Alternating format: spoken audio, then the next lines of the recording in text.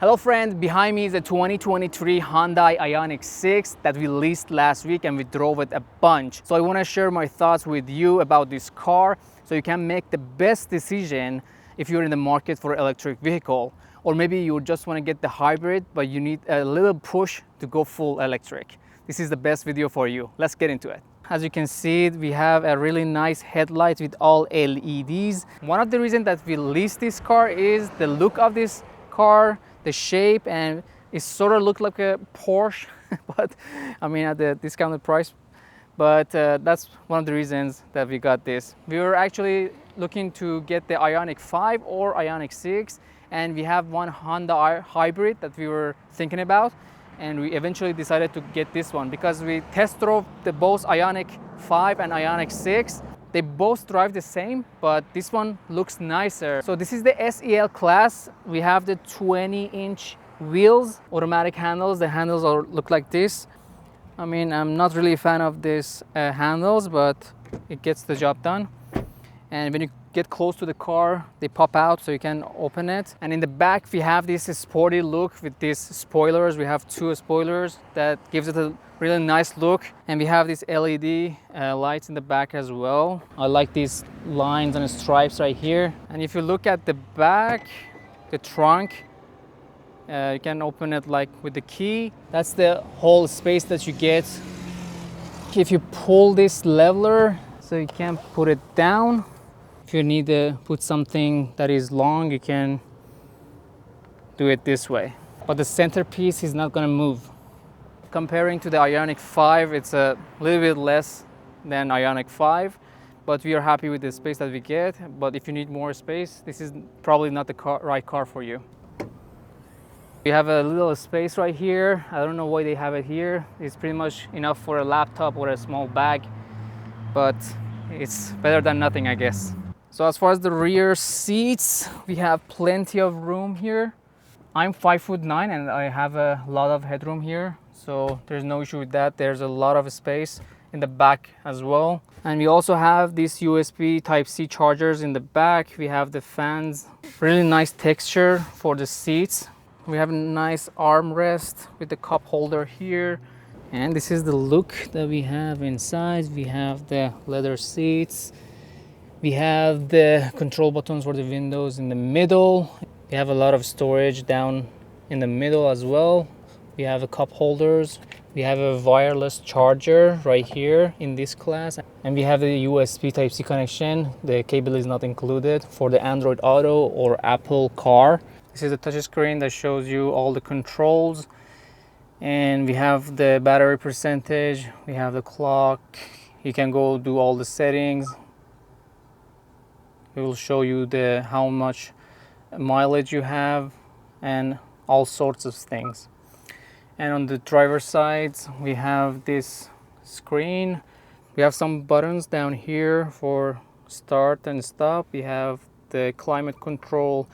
This car has a heated seats. In the winter, you can change the heat for the drivers and the passenger. I'm not going to turn it on because this is summer right now. One thing about this car is that you change the gear with this thing right here, and there's no gear change right in the middle.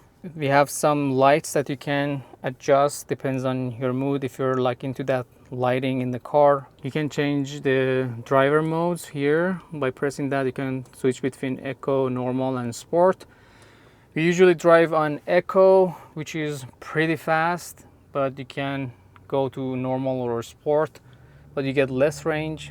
Right now we are at 65% and it shows us 226 mile. In this class we usually get the 300 mile.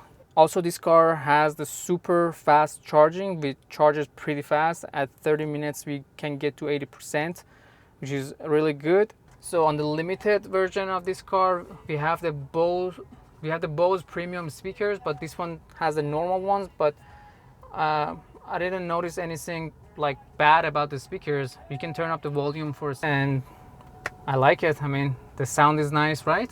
Yeah, sound is good enough for us. The mirrors are auto dimming, so if you have like a harsh light coming through the mirror, it will dim the lights. For the driver, the rear camera, It will show you the guides. It will show you the guides. You can go, and there's also the sensors to prevent you from colliding with other objects, humans, bicycles, stuff like that. If you want to charge the car, you need to use the Electrify America. That will show you pretty much the stations for charging your car. So this is show you the stations around you, and if you click on that one, it will show you the available spots on that location. This location doesn't have any available slots.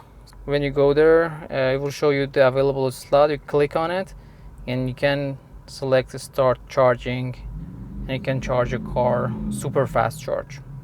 So this is the super fast charging station. You plug it to your car and you select the charging on your app, and that's pretty much how you do it. And also there is shift pedals. So if you press it, it will go up, shows you more resistance. The more resistance means more charging when you let go of the gas, pretty much. And at the max level, you don't even use the brake pedal, so you just control the gas.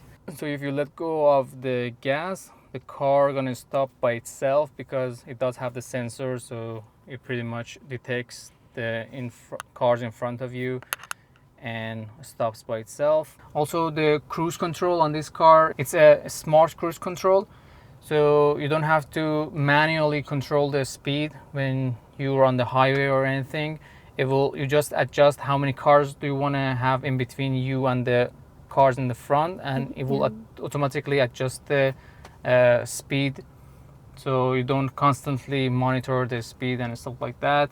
The wheel itself has a really nice feel to it, and we have some LED lights that change color based on the situation. So this car has an auto hold as well, so when you're stuck in traffic, you don't have to constantly put your leg on the brake, and that helps a lot. So what do you like about this car? Everything. Everything, right? Yeah, I like it because it's very comfortable. The seat's very comfortable, and because I'm very short, so you can adjust everything, the wheel, and the seat. Oh yeah, it's a power seat. You can adjust everything, but not on the passenger side, just on the driver. If you're a new driver, it helps you to stay in between stay in the lanes. Yeah. There's a lot of sensors in this car. Pretty much everything. Like, it's very comfortable car. What about the driving? Oh, it's awesome. It's fast. I don't have to be worried about the gas prices. Oh yeah, that's a huge plus with this car. That's what I like about this. You can really enjoy driving in this vehicle.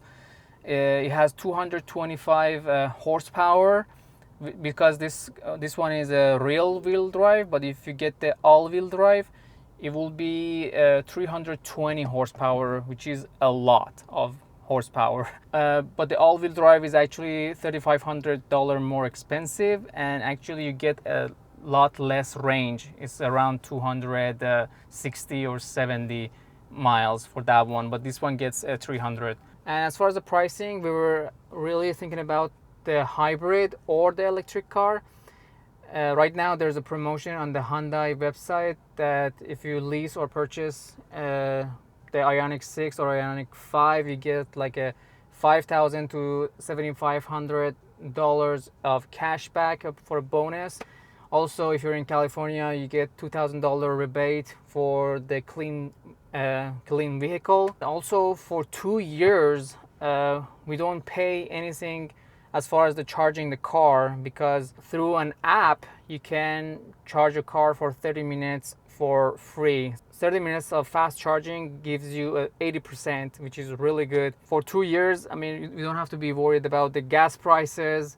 I don't know how much we pay for electricity on this car, so that actually saves around $200 a month. So we put that into consideration before we purchase a hybrid. We can pretty much get the full electric car with the price of a hybrid. So pretty much the electric prices is like half of the gas prices, but for 2 years we don't even pay that. This car has a lot of options included, and other electric cars doesn't have much options. I mean, Tesla basically is a tablet attached to a car.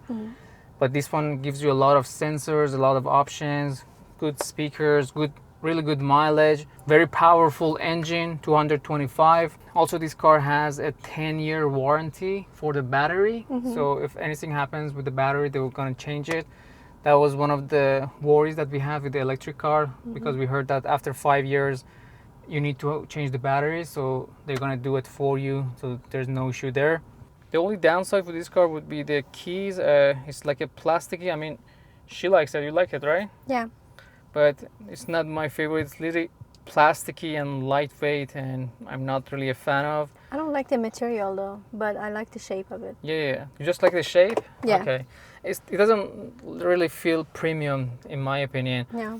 And one other thing that we don't like, I mean, I don't really mind it, but the trunk doesn't have much of a space. In case you want to put a furniture or stuff like that, you don't have that option as much. Also, another thing that I think it's kind of annoying for me, because I used to have like all of these buttons on my left controls. side. Yeah. So now I'm just like, when I sit in the car, I'm just like, oh, I have to go in the middle. So it takes a little time to get used to it. But I feel like if it was right here, that would be like easier.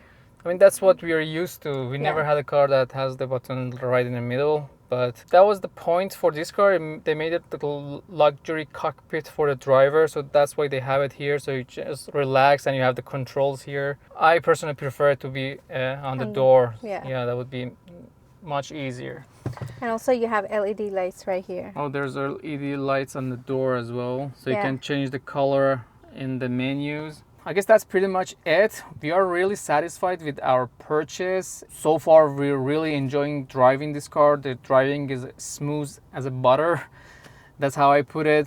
On the eco mode, it's really powerful. I don't even know. I mean, on the sport, we tried the sport mode, but you don't need the sport mode or the normal mode. You can put it on eco mode all the time.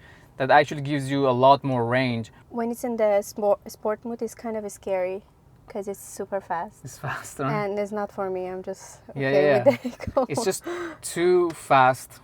And it gets scary. In the city, it just responds really fast, and that's a lot of horsepower, even for the real wheel drive. But if you get the all-wheel drive, that 320 horsepower, that's a lot of power that you don't need it.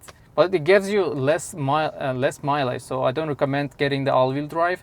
You save on money and you save on pretty much anything else. Let us know if you have any question about the car. I try my best to answer all of them in the comments.